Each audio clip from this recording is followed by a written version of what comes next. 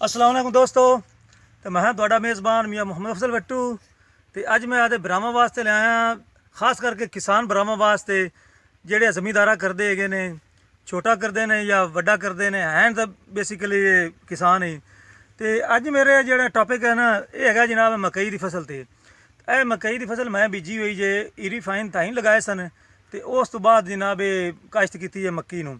ਤੇ ਇਹਨੂੰ ਅਗਰ ਮੈਂ ਦੋ ਮਰਹਲਿਆਂ 'ਚ ਵੇਚ ਸਕਣਾ, ਇੱਕ ਤਾਂ ਜਨਾਬ ਪਹਿਲਾ ਮਰਹਲਾ ਹੈ ਕੱਚੀ ਮੱਕੀ ਵੇਚਣ ਦਾ। ਇਹਨੂੰ ਚੈੱਕ ਕਰਾ ਵੀ, ਇਹ ਵੇਖੋ ਤੁਹਾਨੂੰ ਛੱਲੀ ਵਿਖਾਉਂਦਾ ਹੈ ਸਿੱਟਾ ਕਿਸ ਤਰੀਕੇ ਤਿਆਰ ਹੋਇਆ ਖੜਾ ਹੈ। ਇਹ ਵੇਖੋ ਜੀ, ਬਸ ਮਾਸ਼ਾਅੱਲਾ ਫੁੱਲ ਭਰੀ ਹੋਈ ਹੈ। ਇਹ ਜਨਾਬ ਜਿਹੜੇ ਪਠਾਨ ਲੋਕ ਵੇਖਦੇ ਜੇ ਰੇੜਿਆਂ ਤੇ ਜਨਾਬ ਸਿੱਟੇ ਬੁਣ ਤੇ ਆਪਣੇ ਭਰਾਵਾਂ ਨੂੰ ਨਾ ਦੋਸਤਾਂ ਨੂੰ ਇੱਕ 20 ਰੁਪਏ ਦਾ ਤੇ 30 ਰੁਪਏ ਦਾ ਦਿੰਦੇ ਹੈਗੇ ਨੇ।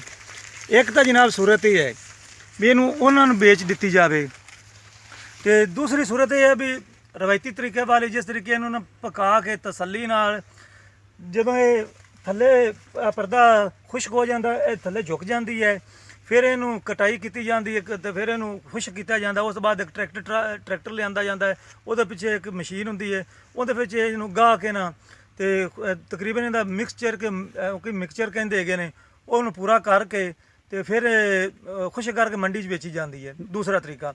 ਤੇ ਇਹ ਜਿਹੜਾ ਪਹਿਲਾ ਤਰੀਕਾ ਹੈ ਨਾ ਕੱਚੀ ਮੱਕੀ ਵੇਚਣ ਦਾ, ਇਹ ਸਾਡੇ ਜ਼ਿਹਨ ਦੇ ਮੁਤਾਬਕ ਇਹ ਬੈਸਟ ਹੈ। ਤੇ ਲੇਕਿਨ ਰੇਟ ਇਹਦਾ ਬਾਈ ਜੀ ਨਾ ਇਹ ਕਿਸਾਨਾਂ ਨੂੰ ਕੋਈ ਨਹੀਂ ਮਿਲਦਾ ਨੇ। ਇਹ ਸਾਨੂੰ ਰੇਟ ਲੱਗਿਆ ਜੇ ਮੈਨੂੰ 45,000 ਤੋਂ 50,000 ਤੱਕ, ਤਕਰੀਬਨ ਇਹ 48,000 ਦਾ ਉਹਨਾਂ ਫਾਈਨਲ ਕੀਤੀ ਹੈ 1 ਏਕੜ। ਹੁਣ ਅਗਰ 1 ਏਕੜ ਤੋਂ ਮੈਂ ਅਗਰ 48 ਤੇ ਦੇਣਾ ਤੇ ਮੇਰਾ ਖਰਚਾ ਆਇਆ ਜੇ 25,000 ਰੁਪਈਆ। ਫਾਈਨਲ 25 ਤੋਂ 26 ਹੋ ਸਕਦਾ ਹੈ, 25 ਤੋਂ ਕਮ ਨਹੀਂ ਹੋ ਸਕਦਾ। ਬੀਜ ਲਗਵਾਈ, ਦਵਾਈ, ਸਪਰੇ, ਪਾਣੀ ਵਗੈਰਾ। ਅਗਰ ਇਸ ਦੇ ਵਿੱਚ ਮੈਂ ਠੇਕਾ ਐਡ ਕਰ ਦੇਵਾਂ, ਅਗਰ ਇਹ ਮੇਰੀ ਜ਼ਾਤੀ ਜ਼ਮੀਨ ਨਾ ਹੋਵੇ ਤਾਂ ਫਿਰ ਤਾਂ ਮੇਰਾ ਖਿਆਲ 1 ਰੁਪਈਆ ਵੀ ਨਹੀਂ ਬਚਣਾ ਹੈਗਾ। ਤੇ ਲਿਹਾਜ਼ਾ ਠੇਕੇ ਤੇ ਨਹੀਂ, ਇਹ ਜ਼ਮੀਨ ਮੇਰੀ ਜ਼ਾਤੀ ਹੈ, ਜਿਹਦੀ ਵਜ੍ਹਾ ਨਾਲ ਇਹ 25,000 ਖਰਚਾ ਕਰ ਲਓ ਤੇ 48 ਦਾ ਵਿਕਿਆ ਹੈ ਤੇ ਇਹ 23,000 ਰੁਪਈਆ ਨਾ ਇਹ 3 ਮਹੀਨਿਆਂ ਤੋਂ ਬਾਅਦ ਇਹ ਬਚਤ ਆ ਜਾਂਦੀ ਹੈ ਜ਼ਮੀਂਦਾਰ 1 ਏਕੜ ਦੀ। ਤੇ ਜੇ ਅਗਰ ਮੇਰੇ ਹੁੰਦੇ ਜਨਾਬ ਠੇਕੇ ਤੇ ਜ਼ਮੀਨ ਹੈ ਤਾਂ ਫਿਰ ਕੁਛ ਨਹੀਂ ਬਚਣਾ ਸੀ।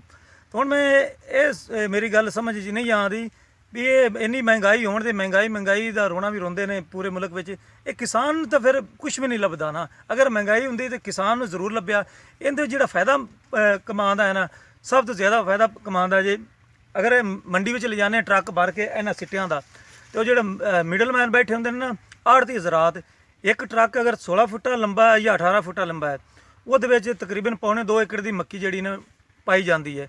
ਤਾਂ ਉਹ ਇੱਕ ਟਰਾਲੇ ਮਗਰੋਂ ਜਾਂ ਇੱਕ ਟਰੱਕ ਮਗਰੋਂ ਜਨਾਬ 5,000 ਰੁਪਈਆ ਬੈਠੇ ਬਿਠਾਏ ਉਹਨਾਂ ਲੈ ਲੈਣਾ ਹੈ। ਇੱਕ ਟਰੱਕ ਦਾ 5,000 ਰੁਪਈਆ ਉਹਨਾਂ ਲੈ ਲੈਣਾ ਆੜਤ ਵਾਲਾ। ਉਹਨਾਂ ਆਖਣਾ ਜੀ ਇਹ ਸਾਡੀ ਆੜਤ ਹੈ। ਤੇ ਮੈਂ ਤਾਂ ਗੌਰਮੈਂਟ ਤੋਂ ਵੀ ਇਹ ਅਪੀਲ ਕਰਨਾ ਕੋਈ ਐਸੇ ਨਿਜ਼ਾਮ ਮੰਡੀ ਦੇ ਵਜ਼ਾ ਕੀਤੇ ਜਾਵਣ ਜਿਹਦੇ ਵਿੱਚ ਕਿਸਾਨਾਂ ਦੀ ਭਲਾਈ ਵਾਸਤੇ ਜਿਹੜੇ 5,000 ਰੁਪਈਆ ਇੱਕ ਟਰੱਕ ਮਗਰੋਂ ਸਾਨੂੰ ਦੇਣਾ ਪੈਂਦਾ ਹੈ, ਉਹ ਨਾ ਦਿੱਤਾ ਜਾਵੇ। ਤੇ ਅਗਰ ਇਹਨੂੰ ਦੂਸਰੇ ਅਗਰ ਇਹਨੂੰ ਪਕਾਣੇ ਤੇ ਫਿਰ ਕਾਫੀ ਲੇਟ ਹੋ ਜਾਵੇਗਾ, ਤੇ ਜਿੰਦੀ ਵਜ੍ਹਾ ਨਾਲ ਜਨਾਬ ਨਾ ਜਿਹੜੀ ਅਗਲੀ ਫਸਲ ਬਾਰੀਆਂ ਮੱਕੀ ਲੱਗਣੀ ਹੈ ਉਹ ਫਿਰ ਲੇਟ ਹੋ ਜਾਸੀ ਦੀ। ਤੇ ਉਹਦਾ ਵੀ ਰੇਟ ਇੰਨਾ ਕੋਈ ਨਹੀਂ ਹੋਏਗਾ, ਤਕਰੀਬਨ 1,000-1,200 ਰੇਟ ਮੰਡੀ ਚੱਲਦਾ ਪਿਆ। ਅਗਰ ਜੇ ਵਿੱਚ 72 ਵਾਲੀ ਮੱਕੀ ਹੈ ਤਾਂ ਉਹ ਫਿਰ ਜਨਾਬ 800 ਤੇ ਵੀ ਆ ਜਾਂਦੇ ਨੇ। ਉੱਥੇ ਵੀ ਇਸ ਮਿਡਲਮੈਨ ਦਾ ਜਿਹੜਾ ਨਾ ਜ਼ਿਆਦਾ ਹਿੱਸਾ ਹੈਗਾ ਹੈ। ਇਹ 100 ਮਗਰੂ 5 ਰੁਪਏ ਲੈਂਦੇ ਹੈਗੇ ਨੇ ਤੇ ਲੱਖ ਮਗਰੂ 5,000 ਰੁਪਏ ਇਹ ਠੋਕ ਲੈਂਦੇ ਨੇ।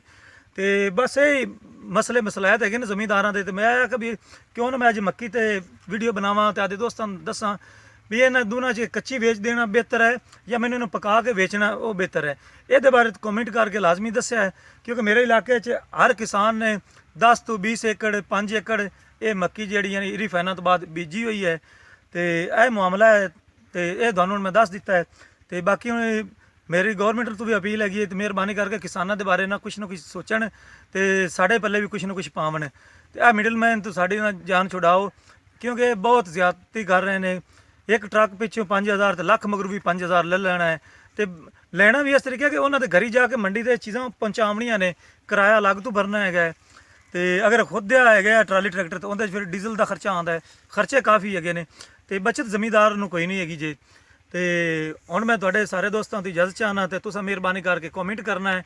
ਅਗਰ ਮੇਰੀ ਗੱਲ ਨਾਲ ਤੁਸੀਂ ਮੁਤਫਿਕ ਹੈਗੇ ਜੇ ਜਾਂ ਨਹੀਂ ਵੀ ਮੁਤਫਿਕ ਨੇ ਤੇ ਮੇਰੀ ਰਾਏ ਲਾਜ਼ਮੀ ਰਾਏ ਵਿੱਚ ਸ਼ੇਅਰ ਕਰਿਆ ਤੇ ਨਾਲ ਮੇਰੀ ਕੋਈ ਗਲਤੀ ਕੁਤਾਹੀ ਹੋਵੇ ਤੇ ਉਹਨੂੰ ਸਾਈਡ ਤੇ ਕਰਿਆ ਤੇ ਨਾਲ ਮੈਨੂੰ ਦੱਸਿਆ ਵੀ ਇਹ ਨਿਸ਼ਾਨਦੇਹੀ ਕਰਿਆ ਤਾਂ ਕਿ ਮੈਂ ਆਇੰਦਾ ਤੋਂ ਦੂਸਰਾ ਨਾ ਆਪਣੇ ਆਪ ਨੂੰ ਠੀਕ ਕਰਾਂ। ਤੇ ਹੁਣ ਮੈਂ ਤੁਹਾਡੇ ਦੀ ਇਜਾਜ਼ਤ ਚਾਹਨਾ। ਤੁਹਾਡਾ ਮੇਜ਼ਬਾਨ ਮੁਹੰਮਦ ਅਫਜ਼ਲ ਬੱਟੂ। ਅੱਲਾ ਹਾਫਿਜ਼। ਪਾਕਿਸਤਾਨ ਜ਼ਿੰਦਾਬਾਦ।